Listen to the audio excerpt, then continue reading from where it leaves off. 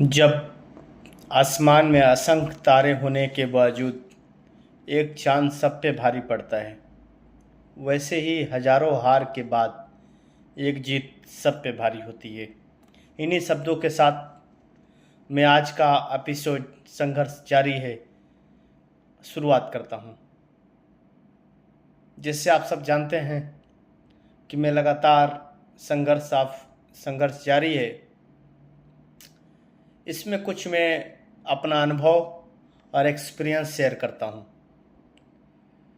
दोस्तों, लगातार प्रयास, लगातार कड़ी मेहनत के साथ अगर आप आगे बढ़ते हैं तो ऊपर वाला भी आपको सपोर्ट करता है।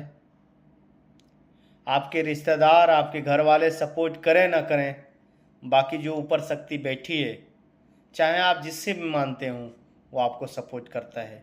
आदमी कहता है कि मेरे नसीब में नहीं था, मैं इसको नहीं मानता हूँ। नसीब कब काम करती है? जब आप मेहनत करते हैं, लगातार आप संघर्ष करते हैं, तब आपकी नसीब आपके साथ काम करती है। मैं आज आपको 2-3 पॉइंट जीवन की सच्चाई बताऊंगा कि जीवन में आप कितना भी महारत हासिल कर लें, कितने भी बड़े हो जाएं, आपसे कोई खुश नहीं रहता है। चाहे आपके माँ बाप हों, चाहे रिश्तेदार हों, चाहे बीवी हो, सबकी अलग अलग डिमांड है, सबका अलग अलग आपसे शिकवा है, गिला है कि आप इसको मानते हैं, इसको छोड़ते हैं, इसको मानते हैं, ये करते हैं, वे करते हैं। मैं आपको जीवन की सच्चाई बताने जा रहा हूँ, जो लगातार सब मुझे जैसे जानते हैं कि पिछले 11 सालों से मैं लगातार मेहनत किए जा रहा हूँ विदेश में। आप सब जानते हैं कि उस 11 सालों में मैं बहुत कुछ हासिल किया। बाकी आज की डेट में भी कोई हमसे खुश नहीं है। कारण सबके अलग अलग अपने फ़ायदे हैं, अपने नुकसान हैं, अपने रिश्तेदारों के नुकसान हैं, फ़ायदे हैं, जो भी समझें आप। या मैं किसी के लिए भी सही नहीं रहा, ऐसा भी कहा जा सकता है। वो सब सही हैं, मैं किसी के लिए सही नहीं हूँ, ऐसा भी कहा जा सकता है। क्यों? दोनों तरफ से ही गलतियाँ होती हैं, ऐसा नहीं है कि सिंगल तरफ से गलती होती है। बाकी मैं अपना अनुभव और एक्सपीरियंस आपको बताने का कष्ट कर रहा हूँ कि आप भले लाख सोचते हो कि हम अपने लड़कों के लिए, अपने माँ बाप के लिए, अपने रिश्तेदार के लिए, चाहे आप जितना भी कुछ कर लें, अंत में आदमी यही कहने वाला है कि तू तो मेरे लिए ही थोड़ी किया, उसके लिए किया है। माँ बाप भी कहेंगे ओ तू मेरे लिए किया है, अपने बीवी के लिए किया है। बीवी कहेगी तुम्हें हमारे लिए किए हो, नहीं अपने माँ बाप के लिए किए हो। जीवन एक बहुत बड़ी सच्चाई है। तो मैं इससे 2-3 लेसन सीखा हूँ जो मैं आपके साथ शेयर करना चाहता हूँ। पहला लेसन, जीवन में सब ने सुना है, जीवन में सारी बातें सबको न बताया जाए। किसी को सारी बातें नहीं बताना है, किसी को भी, चाहे जो भी हो, माँ बाप, भाई बहन, बीवी, रिश्तेदार, कोई भी हो, किसको बतानी है? सब जानते हैं, किताब में लिखें, अपने आप से बात करें, बाकी किसी को कुछ बताना नहीं है। दूसरा लेसन में जीवन में सीखा कि आप चाहें जिसके लिए जो भी कर लें, माँ बाप के लिए दुख, कितना भी कर्जा भर लें, मकान बना दें, सब कुछ कर लें, बाकी आखिरी में आपका अगर एक दिन का काम अगर निकल जाता है, तो चाहे माँ बाप हों, चाहे रिश्तेदार हों, और चाहे बीवी हो, आपका अगर एक दिन का काम निकल आया तो वो उनके अंदर एक अलग ऊर्जा पैदा हो जाती है काम न करने की, कि आज हमको कैसे काम बता दिया इसने। क्योंकि जीवन भर तो आप काम किए हैं, तो सामने वाला हमें कैसे काम बता दिया। मैं एक हाल ही की बात बता रहा हूँ। मैंने 11 साल कड़ी मेहनत, कड़ी तपस्या के साथ काम किया। एक दिन के लिए काम निकला, हमने फ़ोन किया कि भाई मेरा एक काम है, आपको जाना है। और हम अपने घर वालों को फ़ोन किया, आपको जाना है, करना है। वो लोग गए, किए, कुछ वहाँ समझ में नहीं आया तो हमें दूसरे दुकान पे भेजा। उन लोग को दुकान नहीं मिल रही थी, फिर भी मैं यहाँ से गाइड किया, दुकान मिली। वहाँ गए, सामान दिए, सामान लिए। उसके बाद दूसरे दुकान पे आना था, तीसरे दुकान पे आना था। वहाँ पे वो काम हो सकता था उस दुकान पे।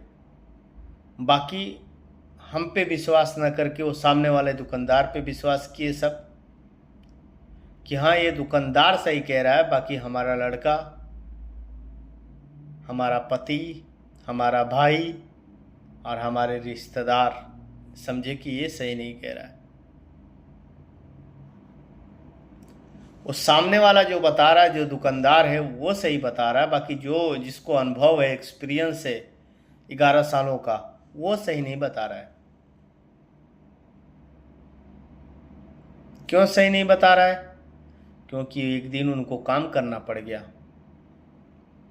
पूरा दिन आपने धूप में उन्हें खटा दिया। आप कभी इस दुकान पे भेजे, कभी उस दुकान पे भेजे, पूरा दिन। वो झल्लाहट आ गई अंदर कि मैं इसका काम करूंगा।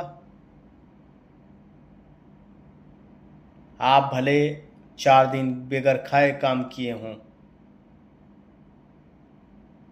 ये नहीं समझते हों कि हमारा दिन ड्यूटी है या रात ड्यूटी है। आपको रात को 12 बजे ड्यूटी लगी हो, आपको जाना है।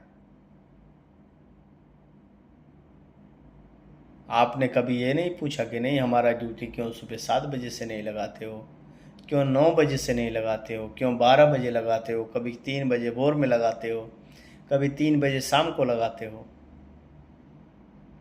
आपने ऐसा कभी नहीं पूछा। रात को 1 बजे लगाते हो। मैं अभी जो वीडियो रिकॉर्ड कर रहा है, ये रात की 1 बजे वाली ड्यूटी कर रहा हूँ।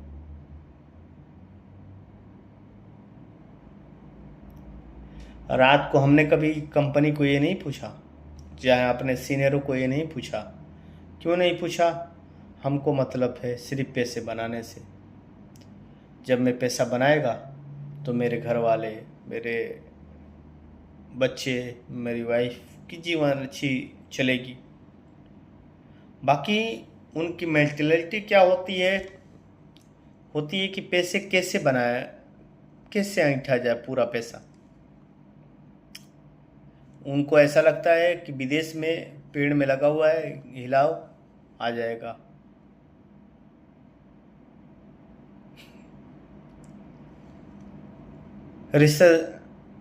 रिश्तेदार को तो छोड़ दीजिए, रिश्तेदार तो दूर के हैं। अपने घर वालों को मैं पूरा प्लान बताता हूँ कि ये करना है, वो करना है।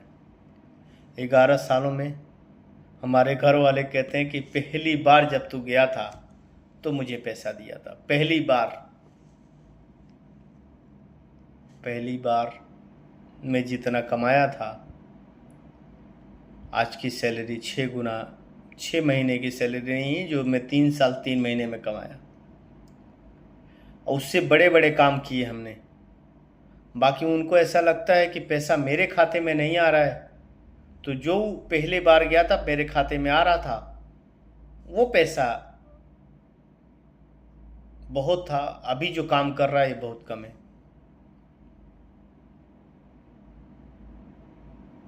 जीवन में आपको समझने वाली एक परफेक्ट लाइफ पार्टनर होनी चाहिए। वो गरीब हो,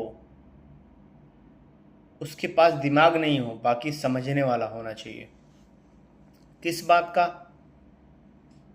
कि जो भी इंसान बाहर जाता है वो 2 साल से पहले नहीं आ सकता। जब तक कि आपका पार्टनर ये समझ नहीं पाता है, कि आपकी वाइफ ये नहीं समझ पाती है कि 2 साल के बाद आना है।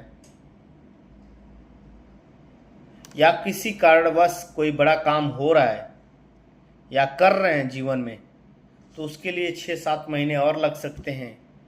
ये न समझें जब तक, तब तक आपका जीवन, आप बाहर कितना भी कमा लें, पैसा नहीं जनरेट कर सकते आप। मैं पहली बार 3 साल 3 महीने पे गया, दूसरी बार 18 महीने पे गया, तीसरी बार 1 ही साल पे गया, चौथी बार करीब करीब 14-15 महीने पे गया। बाकी आज भी एक ही शिकायत है, तुम घर नहीं आते हो तुम घर नहीं आते हो। आप समझें कि ये जो 10 सालों की जर्नी है, इसमें मोटा मोटी मैंने 2-3 चीज़ें आज सीखी, क्योंकि वीडियो लंबा हो रहा है। ये घर की कहानी कभी ख़त्म नहीं होने वाली है। जीवन में एक गोल रखें, टारगेट रखें। शादी से पहले अगर आप विदेश दौरा कर रहे हैं, बहुत अच्छा है, आप 4 साल 5 साल रहेंगे तो भी कोई रुकने वाला नहीं है। बाकी शादी के बाद अगर आपका 2 साल का भी टर्न ओवर है और आपको समझने वाली बीवी नहीं मिली है, तो समझ लीजिए कि आपका जीवन नर्क बनने वाला है। इससे बेहतर है कि शादी ही न किया जाए।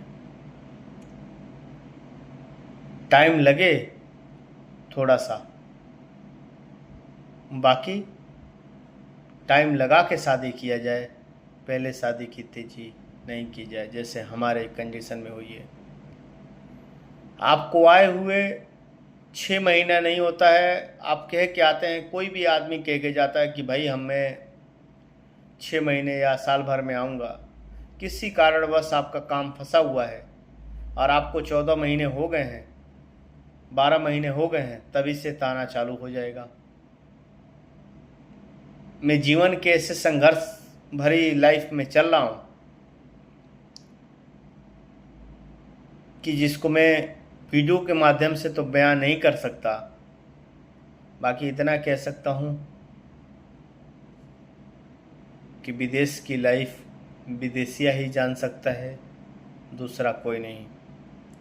इंडिया में बैठे हुए आदमी तो नहीं समझ सकते हैं कि विदेश में क्या हो सकता है, क्या कर रहे हैं वो सब। ऐसा कुछ नहीं हो सकता। तो दोस्तों, आप बिल्कुल अस्वस्थ रहें, मस्त रहें, अपने मस्ती में जिएं, जीवन में हमारे ओर से 2 सीख रखें। मैं लगातार ऐसे संघर्ष अभी जारी है, इस पे वीडियो रिलीज करता रहता हूँ,